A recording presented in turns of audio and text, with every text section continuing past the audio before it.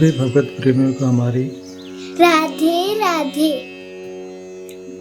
मानव जीवन का सर्वोत्कृष्ट फल सत्संग श्री भक्तमाल कथा के माध्यम से हमें मिलने जा रहा है। श्री भक्तमाल कथा के प्रधान श्रोता हमारे श्री प्रिया प्रीतम जी हैं। उनके श्री चरणों में प्रणाम करते हुए आइए आज के भक्त चरित्र का श्रवण करें। भक्त श्रेष्ठ युधिष्ठिर सदां धर्माः सजनाः सदाराः स बांधवास तच्छरणा ही पार्थः। धर्मराज युधिष्ठिर पांडवों में सबसे बड़े थे। युधिष्ठिर सत्यवादी, धर्म मूर्ति, सरल, विनयी, मदमान, मोह वर्जित, दंभ काम क्रोध रहित, दयालु, गो ब्राह्मण प्रतिपालक, महान विद्वान, ज्ञानी, धैर्य संपन्न, क्षमाशील, तपस्वी, प्रजावत्सल, मातृ पितृ गुरु भक्त और श्री कृष्ण भगवान के परम भक्त थे। धर्म के अंश से उत्पन्न होने के कारण वे धर्म के गूढ़ तत्व को खूब समझते थे। धर्म और सत्य की सूक्ष्मतर भावनाओं का यदि पांडवों में किसी के अंदर पूरा विकास था तो वह धर्मराज युधिष्ठिर में ही था। सत्य और क्षमा तो उनके सहजात सद्गुण थे। बड़े से बड़े विकट प्रसंगों में इन्होंने सत्य और क्षमा को खूब निभाया। द्रौपदी का वस्त्र उतर रहा है। भीम अर्जुन सरीके से योद्धा भाई इशारा पाते इशारे कुरुकुल का नाश करने को तैयार हैं।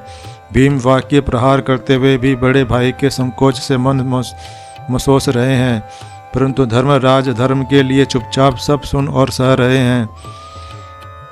नित्य शत्रु दुर्योधन अपना ऐश्वर्य दिखलाकर दिल जलाने के लिए द्वैत वन में जाता है। अर्जुन का मित्र चित्रसेन गंधर्व कौरवों की बुरी नीयत जानकर उन सबको जीतकर स्त्रियों सहित कैद कर लेता है। युद्ध से भागे वे कौरवों के अमाती युधिष्ठिर के शरण आते हैं और दुर्योधन तथा कुरुकुल कामिनियों को छुड़ाने के लिए अनुरोध करते हैं। भीम प्रसन्न होकर कहते हैं, अच्छा हुआ हमारे करने का काम दूसरों नहीं कर डाला। परंतु धर्मराज दूसरी ही धुन में हैं। उन्हें भीम के वचन नहीं सुहाते। वे कहते हैं, भाई यह समय कठोर वचन कहने का नहीं है। प्रथम तो ये लोग हमारे शरण आए हैं। भयभीत आश्रितों की रक्षा करना क्षत्रियों का कर्तव्य है। दूसरे, अपनी जाति में आपस में चाहे कितना कलह हो, जब कोई बाहर का दूसरा आकर सताए या अपमान करे तब उसका हम सबको अवश्य प्रतिकार करना चाहिए। हमारे भाइयों और पवित्र कुल की स्त्रियों को गंधर्व कैद करें और हम बैठे रहें, यह सर्वथा अनुचित है। ते सतम ही वयम पच परस्पर विवादिने परेस्तु विग्रह प्राप्ते वयम पंचाधिकम शतम। आपस में विवाद होने पर वे 100 भाई और हम 5 भाई हैं, परंतु दूसरों का सामना करने के लिए तो हमें मिलकर 105 होना चाहिए। युधिष्ठिर ने फिर कहा, भाइयों पुरुष सिंहों उठो, जाओ शरणागत की रक्षा करो और कुल के उद्धार के लिए चारों भाई जाओ और शीघ्र कुल कामिनियों सहित दुर्योधन को छुड़ाकर लाओ। कैसी अजात शत्रुता, धर्म प्रियता और नीतिज्ञता है। धन्य अजात शत्रु धर्मराज के वचन सुनकर अर्जुन प्रतिज्ञा करते हैं कि यदि दुर्योधन को उन लोगों ने शांति और प्रेम से नहीं छोड़ा तो अद्य गंधर्व राज्य से भूमि पास्यति शोणितम। आज गंधर्व राज के तप्त रुधिर से पृथ्वी के प्यास बुझाई जाएगी। परस्पर लड़कर दूसरों की शक्ति बढ़ाने वाले भारतवासियों, इस चरित्र से शिक्षा ग्रहण करो। वन में द्रौपदी और भीम युद्ध के लिए धर्मराज को बेहतर उत्तेजित करते हैं और मुँह आई सुनाते हैं। परम धर्मराज सत्य पर अटल हैं। वह कहते हैं, 12 वर्ष वन और 1 साल के अज्ञातवास की मैंने जो शर्त स्वीकार की है उसे मैं नहीं तोड़ सकता। मम प्रतिज्ञाम च निबोध सत्याम वृणे धर्म अमृता जी विजात राज्यम च पुत्राश्च यशो धनम च सर्वन सत्यस्य कलामुपेति। मेरी सत्य प्रतिज्ञा को सुनो। मैं धर्म को अमरता और जीवन से श्रेष्ठ मानता हूँ। सत्य के सामने राज्य, पुत्र, यश और धन आदि का कोई मूल्य नहीं है। एक बार युद्ध के समय द्रोणाचार्य वध के लिए असत्य बोलने का काम पड़ा, पर धर्मराज शेष तक पूरा असत्य न रख सके। सत्य शब्द कुंजर का उच्चारण हो ही गया। कैसे सत्य प्रियता है। युधिष्ठिर महाराज निष्काम धर्मात्मा थे। एक बार उन्होंने अपने भाइयों और द्रौपदी से कहा, सुनो, मैं धर्म का पालन इसलिए नहीं करता कि मुझे उसका फल मिले। शास्त्रों की आज्ञा है इसलिए वैसा आचरण करता हूँ। फल के लिए धर्माचरण करने वाले सच्चे धार्मिक नहीं हैं, परंतु धर्म और उसके फल का लेन देन करने वाले व्यापारी हैं।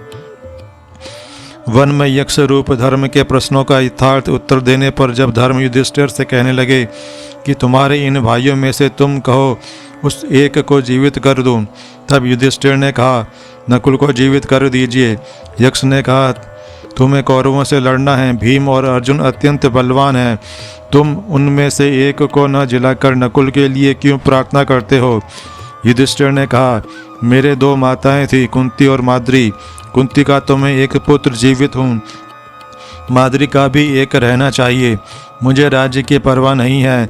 युधिष्ठिर की समबुद्धि देखकर धर्म ने अपना असली स्वरूप प्रकट कर सभी भाइयों को जीवित कर दिया। भगवान श्री कृष्ण ने जब वन में उपदेश दिया तब हाथ जोड़कर वे बोले, केशव, निसंदेह पांडवों की आप ही गति हैं, हम सब आपकी ही शरण हैं, हमारे जीवन के अवलंबन आप ही हैं। कैसी अनन्यता है। द्रौपदी सहित 5 पांडव हिमालय जाते हैं, एक कुत्ता साथ है। द्रौपदी और चारों भाई गिर पड़े। इंद्र रथ लेकर आते हैं और कहते हैं, ये महाराज रथ पर सवार होकर सदेह स्वर्ग पधारिए।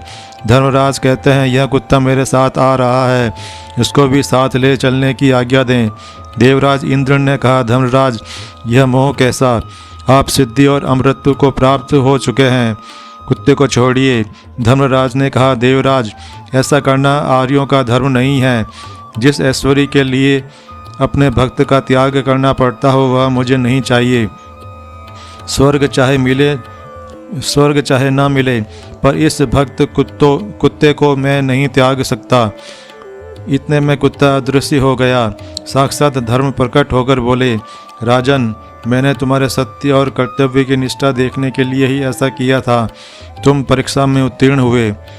इसके बाद धर्मराज साक्षात धर्म और इंद्र के साथ रथ में बैठकर स्वर्ग में जाते हैं। वहाँ अपने भाइयों और द्रौपदी को न देखकर अकेले स्वर्ग में रहना पसंद नहीं करते। एक बार मिथ्या भाषण के कारण धर्मराज को मिथ्या नरक दिखलाया जाता है। उसमें वे सब भाइयों सहित द्रौपदी का कल्पित आर्तनाद सुनते हैं और वहीं नरक के दुखों में रहना चाहते हैं। कहते हैं, जहाँ मेरे भाई रहते हैं मैं भी वहीं रहूँगा। इतने में प्रकाश छा जाता है। माया निर्मित नरक यंत्रणा अदृश्य हो जाती है। समस्त देवता प्रकट होते हैं और महाराज युधिष्ठिर अपने भ्राताओं सहित भगवान श्री कृष्ण का दर्शन करते हैं। धन्य यमराज, धन्य धर्मराज। आज के हमारे भक्त चरित्र का वर्णन इतना ही। कल हम एक नए भक्त चरित्र के साथ श्री प्रिया प्रीतम जी के समक्ष प्रस्तुत होंगे। आपको हमारी राधे राधे।